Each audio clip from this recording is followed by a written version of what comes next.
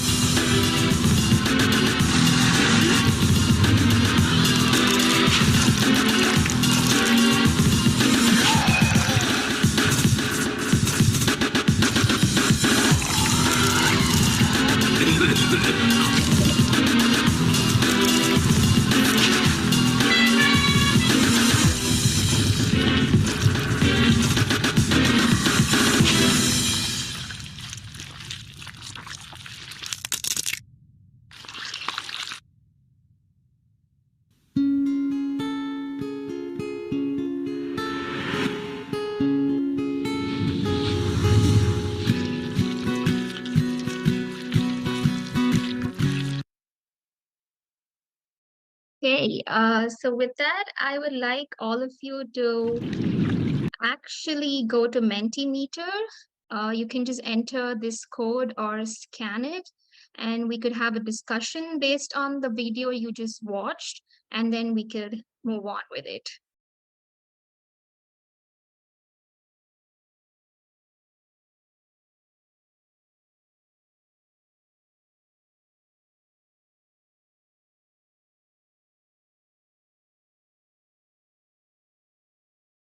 I'll just keep it for some more time so that it's easy for you guys.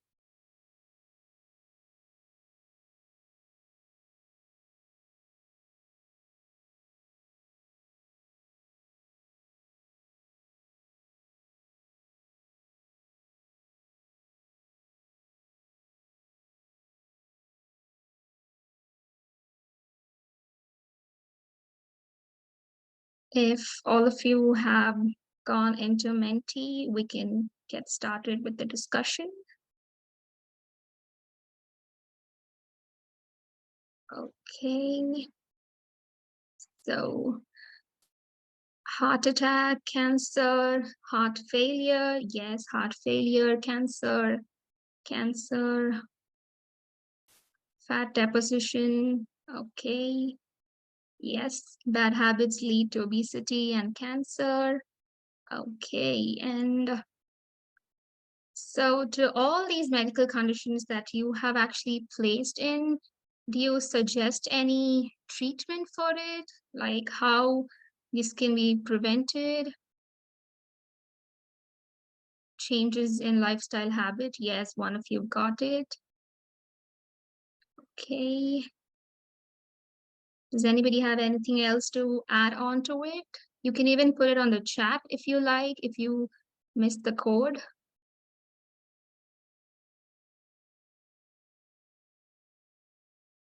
So, okay, I think that's all that we have. Okay, so most of you have got it right, and most of you incline between cancer and heart failure. I am going to pick the answer heart failure. And so today's discussion is going to be all about organ damage and what it is, how are we going to handle it, how it can be managed, and the treatment for it. So if you see, organ damage is when your internal organ is like completely damaged and it cannot be restored or it cannot be repaired on its own. And the current thing is that in the medical field, there is no drug or therapy that can actually be used to reverse the organ damage. So there are different causes, like how we saw in the video. It could be your lifestyle, it could either be an accident, or it could be some infection that happens, leads to multiple organ failure, a massive heart attack, which just stops the entire body from functioning. Or let's say it could be liver failure. A person has a lot of drinking alcohol habit, then it leads to liver failure, and so on. I just have an example here. Let's say there's an infection in the lungs. It gets transported into the other organs to the blood vessels, and as a result of which It causes multiple organ failure, and there is no hope for such a medical condition. I hope you remember we were all in the pandemic, and you would have heard a lot of cases where people died out of organ damage. It's because the COVID virus affected the lungs so bad that it got transported into different organs and it led to organ failure. This is another example. I believe last session you all had a brief talk about the heart, what the left side of the heart does and the right side of the heart does. So the left side of the heart basically takes the blood to the lungs, and the right side gets all the blood from the different parts of the body and then comes into the heart. So this organ is very, very important because it links all the organs of the body. So let's say if your left side of the heart is having a failure, it means your lungs are also going to fail. And when the lungs are failing, there's not much enough oxygen in your body. So all the other organs here, your kidney, your liver, your intestine, everything is also going to fail. So what do you think is the answer? Like, what is a treatment? How can we manage this organ damage? I'm going to tell you how. So the field of tissue engineering is that which has the answer to this organ damage rectification. So what is tissue engineering? It is, it is where you replace the damaged tissues or the whole organs by using different strategies. So we are going to see about translational approach in the coming slides, but I'll tell you in simple terms of what this tissue engineering is about. So tissue engineering is where in a lab, you are going to create a 3D structural functional tissue. Let's say if your heart is failing, then you're creating a heart in lab. And this heart that you're creating is going to repair the damage. It is going to replace the dead cells, because whenever there's a heart failure or a heart damage, it means the cells inside your body are dying at that region. So we're going to try to replace all those dead cells, and we're going to regenerate new cells at that region so that we have a new tissue or a body organ being there, the damaged site. So for this to occur and how to create a functional tissue, we need three major components. So the components of tissue engineering are, you need cells, because cells are the ones which are going to form your tissues, and a group of tissues are the ones which are going to form your organ. So we need cells. That is the first source that we need. And next is a scaffold. So scaffold is basically like a matrix which is going to support these cells. So this scaffold is going to mimic your body organ. So I will tell you in the next slides of how and what this scaffold really is. And the next component is called bioactive component. So as discussed earlier, each organ is interlinked between one another, and the cells of each organ also communicate with one another using signals. And these signals are the ones which are modulated by these bioactive compounds. So now let's say when one organ is failing, the cells of that organ is also failing, and it gives negative information to the next organ saying, hey, I'm dying. You also start dying. So now in tissue engineering, we are going to give the positive signals using these bioactive components so that we tell the next organ, hold on, we're trying to rectify this and you don't have to start dying. I'm just putting it in simple terms for you. So this is how you create a 3D functional tissue using cells, scaffold, and bioactive compounds. We will now see what these cells are. So in your body, whenever there is an injury happening, you get hurt, there are specified cells in your body called stem cells which help in the healing process. So when there is injury happening, we call that as a wounded site. So let's say you have a cut in your finger, you have two different processes happening, which the first one is regeneration, that is healing. And the second is that you are left with a scar. So you know that you've got hurt in that region. So this regeneration process is what we're going to see. So in your body, you have stem cells everywhere in your body. And these stem cells are going to go and start proliferating, and they differentiate into the new tissue. So now what we are doing in tissue engineering is that we are going to use these stem cells, this property of the stem cells. So we're going to isolate these stem cells, grow it in the lab enough that it can actually regenerate a whole organ and not just a small site. So that is what we're going to do using stem cells in this tissue engineering.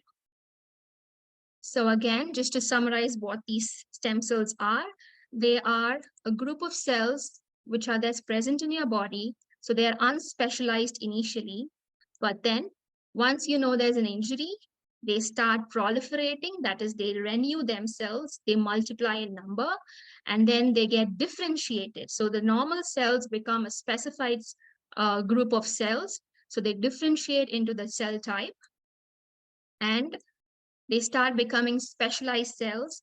So let's say you have a nerve damage. These stem cells are going to differentiate and become specialized nerve cells. And then let's say if you have a heart damage, they're going to become your cardiac cells. Let's say you have a liver damage. These stem cells are going to go there and then they become your hepatocytes. So this is what the stem cells mean. And because of this inherent ability of these stem cells to renew themselves and differentiate into any type of cell, they are a big player in tissue engineering. And based on the type or the kind of stem cell in your body, they're differentiated into two types, which is the hematopoietic stem cells and the mesenchymal stem cells. So your regular blood cells, your immune cells are the ones which are your hematopoietic stem cells. And the mesenchymal stem cells are present in different specified tissues. So you have the liver tissue with the mesenchymal stem cells, you have the muscles, the heart, the bone, the cartilage, and so on. The next component is a scaffold, or it can differentiate, it can just vary between the term scaffold or biomaterial. So these are the ones which are going to support the cells to grow on them and help develop into a new tissue. So there are different properties that these scaffolds need to possess. First one is biocompatibility. So biocompatible meaning these are going to be synthetic molecules, like they are just present in nature, and you're going to take them and put it inside your body. So your cells should be okay with them. Your body should be okay with them so that it does not be infectious inside your body again.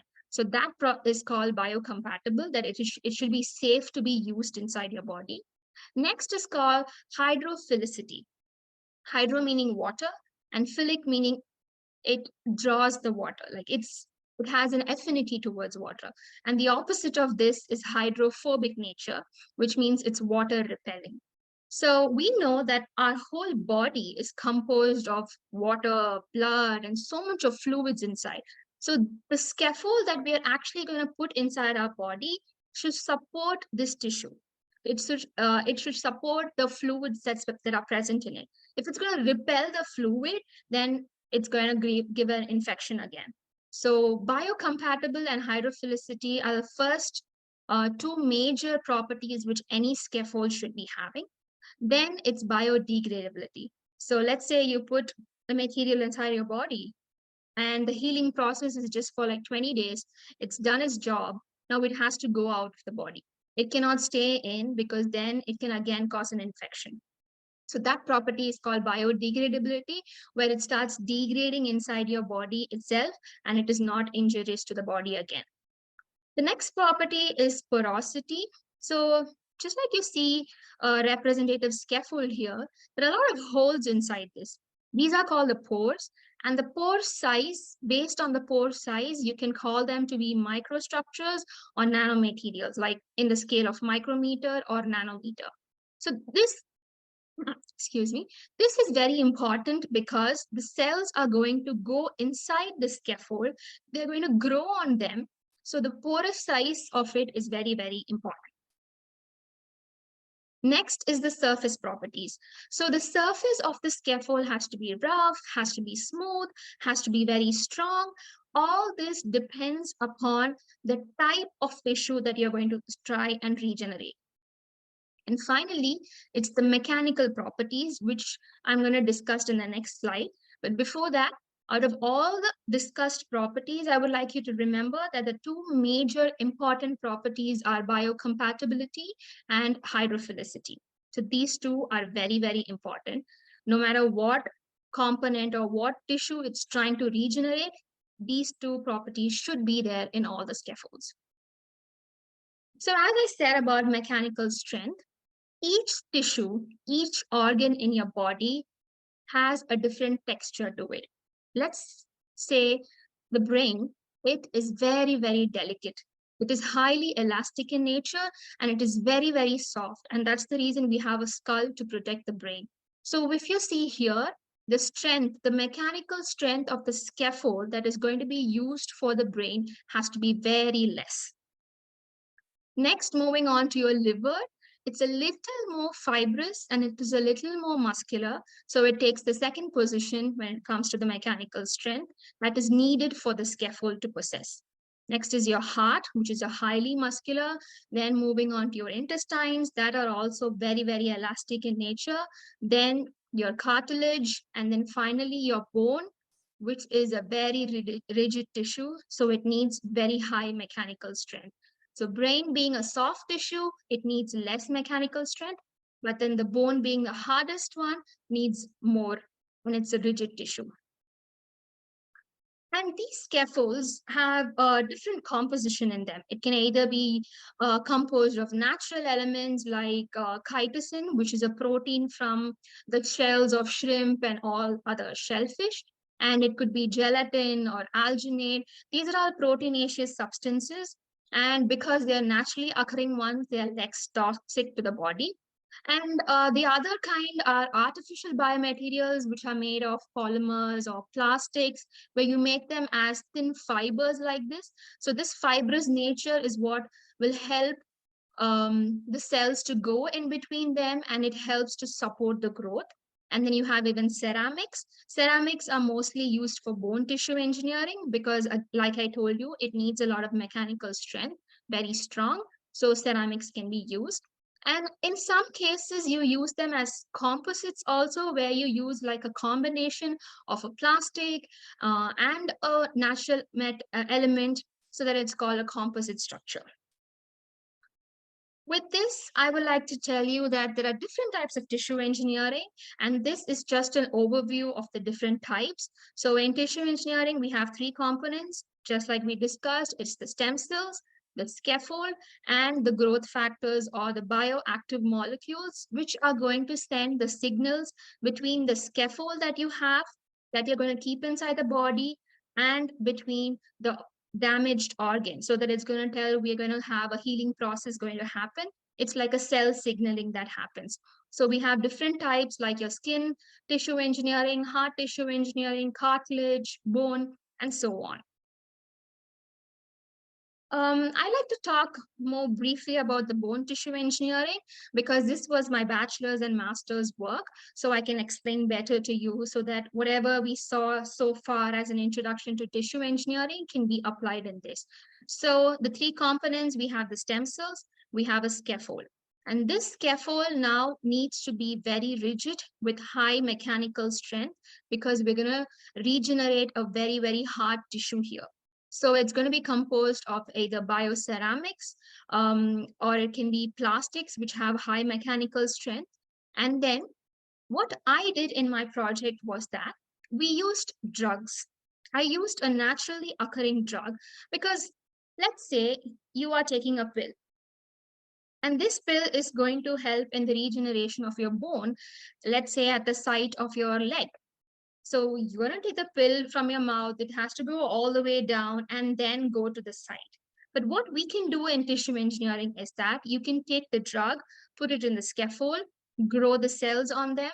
And once they reach the good amount of cell population, before you could put it in the site of injury, it has a targeted delivery. That's what we call in the scientific term, targeted drug delivery. So just at the site of injury, without causing any side effects to the other body tissues, you are going to deliver the drug here, and then it's going to cause healing process. So let's just have a quick quiz on the chat box. You can just put your answers in here. It's just a couple of questions about the different organs in the body. Let's make it really interactive, and you can put all your answers on the chat itself. So the first question is, I want you to name the only organ in the body that can actually regenerate by itself. You can put your answers on the chat. Yes, okay, wow. That's amazing. Everybody's got the answer right. Yes. So your liver is the organ that can regenerate on its own. It doesn't need any stem cells. It doesn't need much of tissue engineering. It can just do it all by itself. Yes. Okay. The next question is, name the organs in the body that cannot regenerate on its own. You can put the answers on the chat again. I can give you a clue. There are 2 organs in the body which cannot do this job on its own.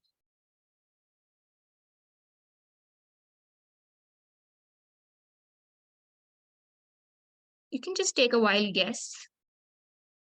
Just like how we saw in the video, you can just try to link it, something which cannot do it on its own. And that's the cause of a lot of death around the world.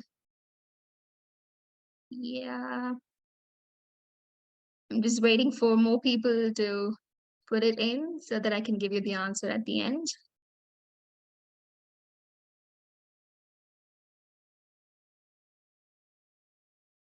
Any other guesses?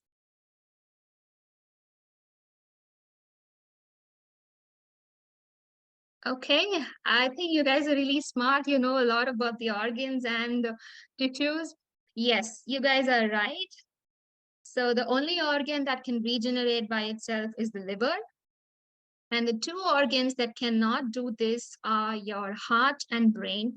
And that is the reason when a heart fails, you can't do anything. And when a person is having a brain stroke, or people say, the doctors say that they are brain dead, you can't do anything about it. So have you ever wondered like why the heart or the brain cannot regenerate on its own or cannot be repaired, and why should this just lead to death? Does anybody have an answer that you can put it on the chat again?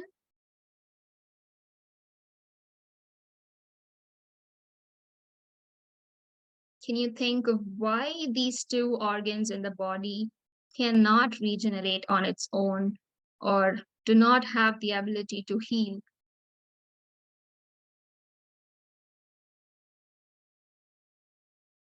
Any answers? Nerves are too complex, okay. How about the heart?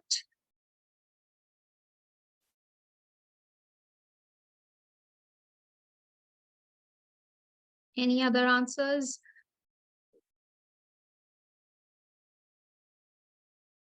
Okay, well then I would give it to you.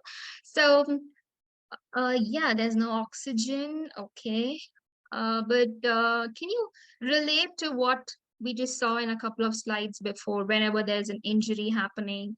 Can you relate something with stem cells? Yeah, okay, you've got one right. Stem cells cannot differentiate that much, no regeneration, true. Okay, we're all getting to the same answer. Yes, there's no regeneration happening because all the organs in your body, they have a good amount of stem cells that when during an injury happens, it can regenerate to a extent that it cannot just die, okay? But in your heart and your brain, the stem cells, like your brain stem cells or your cardiac stem cells, they're very, very less in number. And these stem cells are not good enough that it can regenerate. So like you guys said, there's no regeneration. It's too complex a process. And that's about it. Moving on.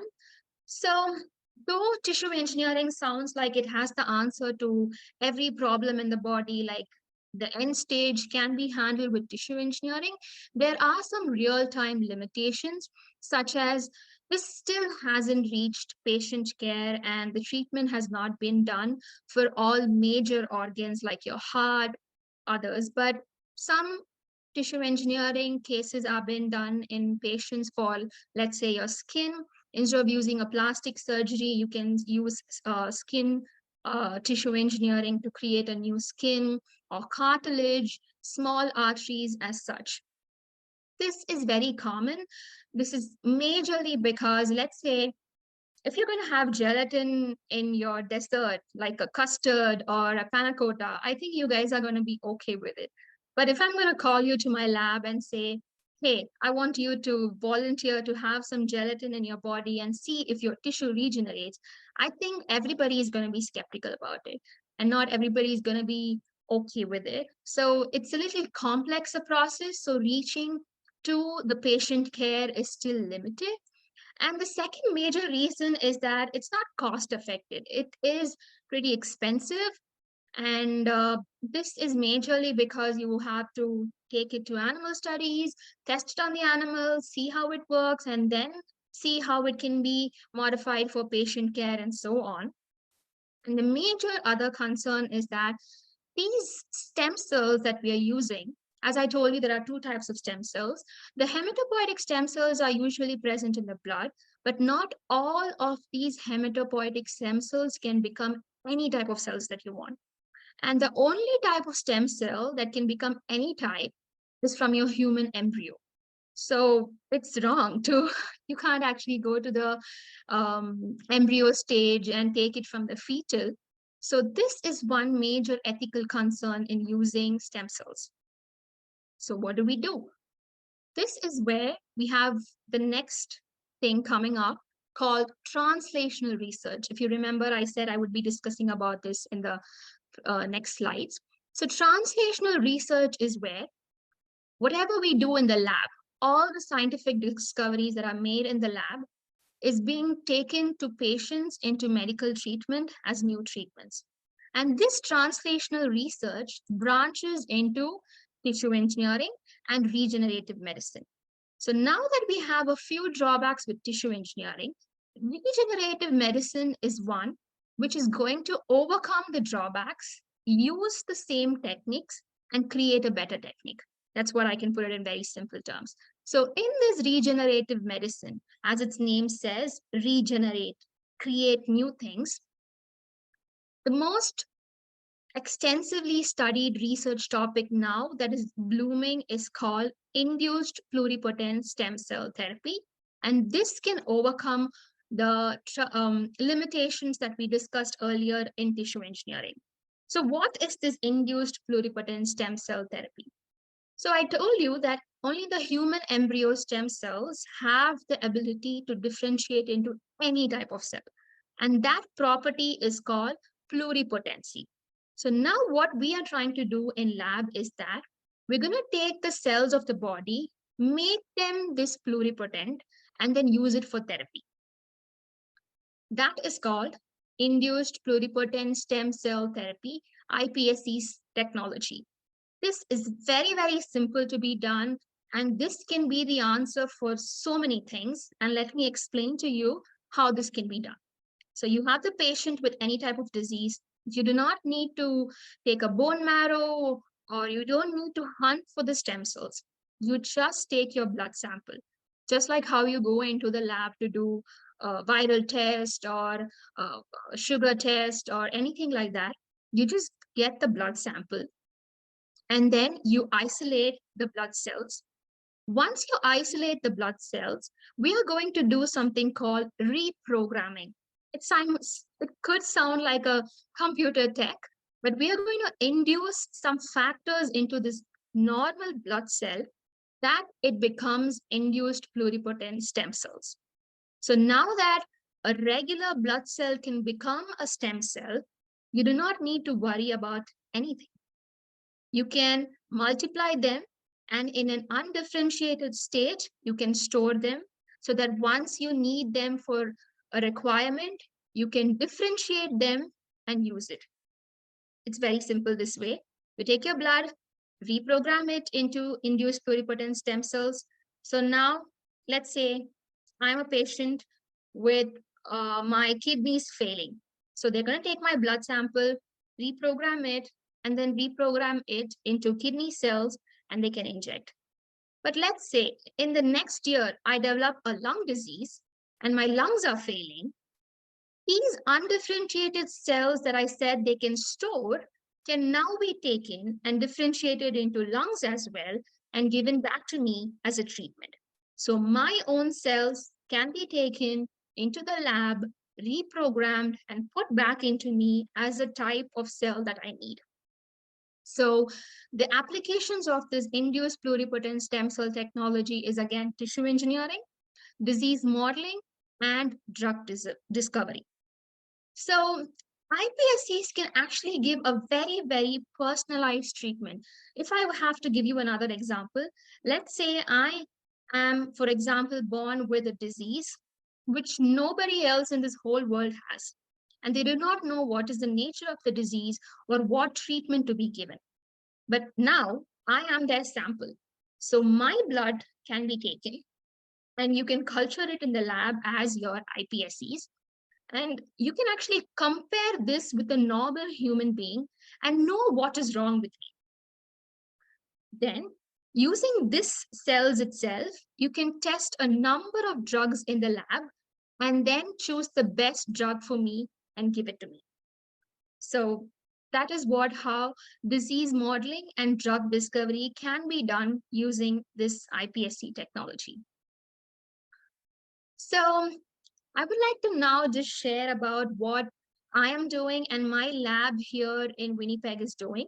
So I belong to Dr. Sanjeev Dingra, and his lab is here at the St. Boniface Research Center, and we work in cardiac tissue engineering.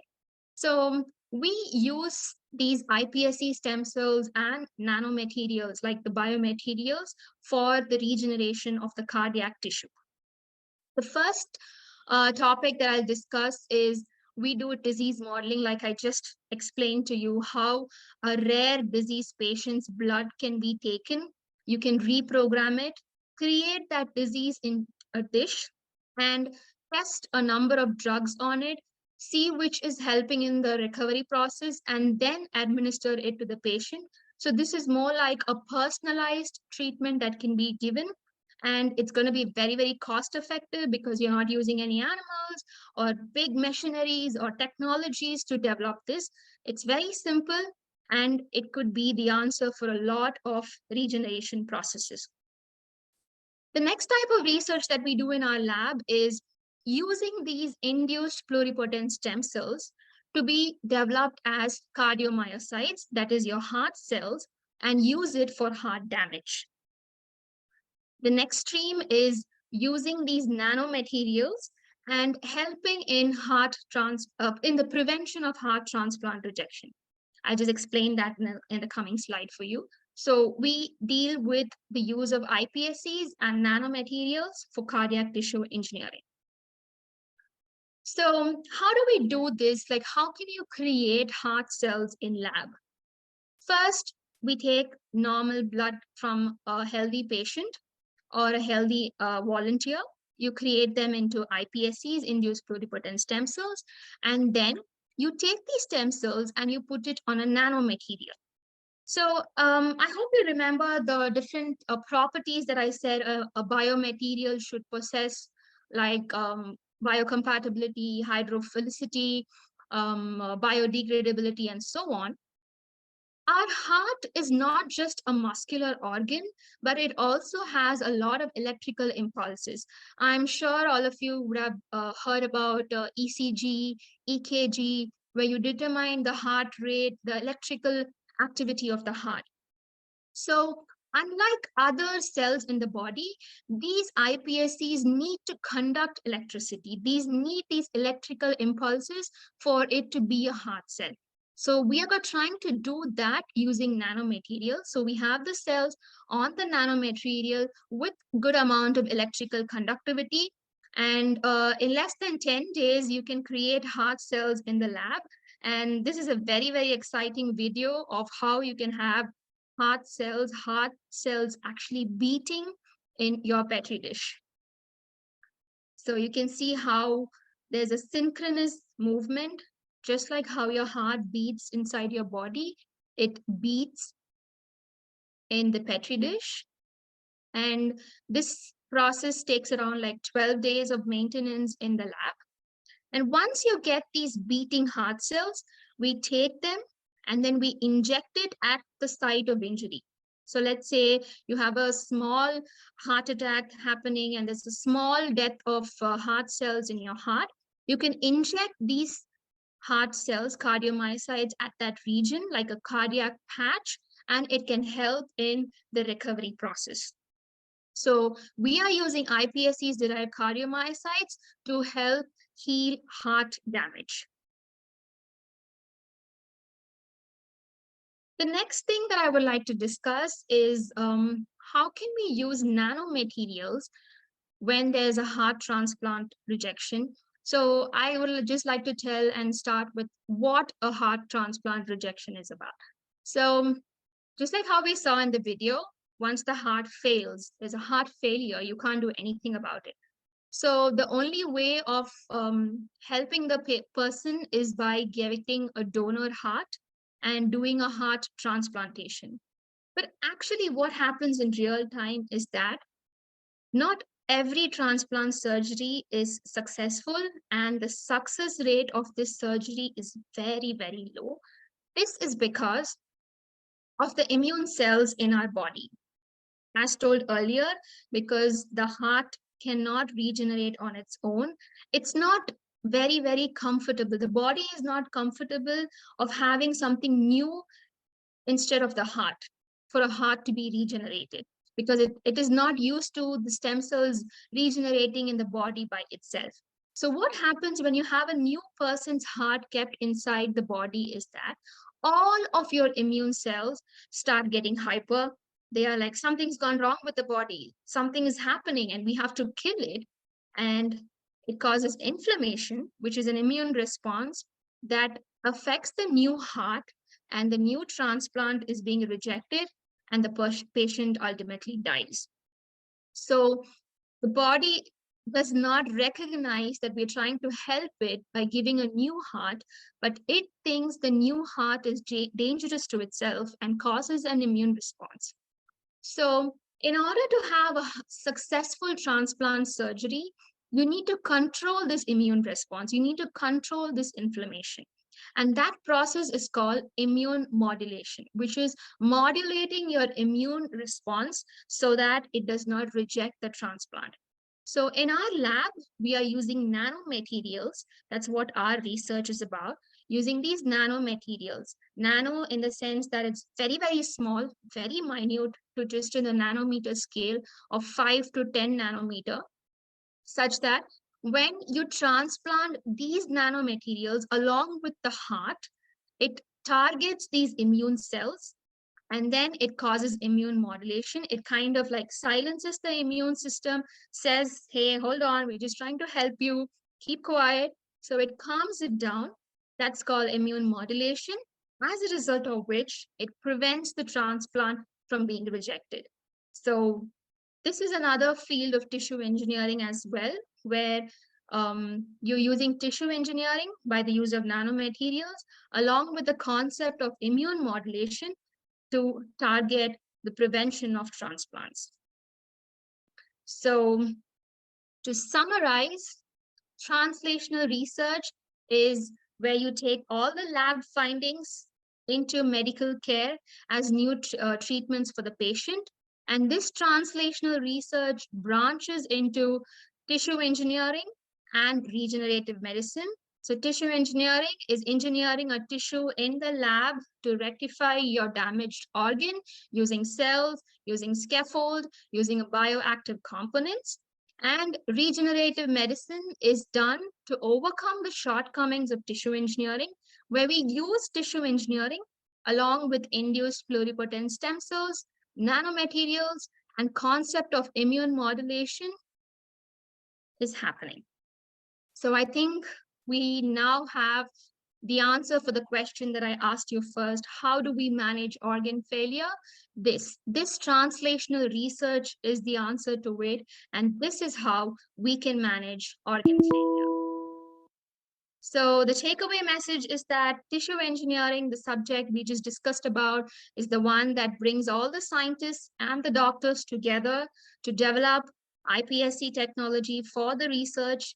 And now we have hope so that people do not need to have die because of organ failure or multiple organ failure. We still have a chance of reviving those cells using tissue engineering. Thank you so much for patiently listening. This is my email ID if you would like to contact to know more about tissue engineering, or if you want to choose research in the field of translational research as your topic, you can still contact. And I have my website link for the lab as well, where you can just see how we do a lot of cardiac tissue engineering work. And I would like to give you all an open invitation here.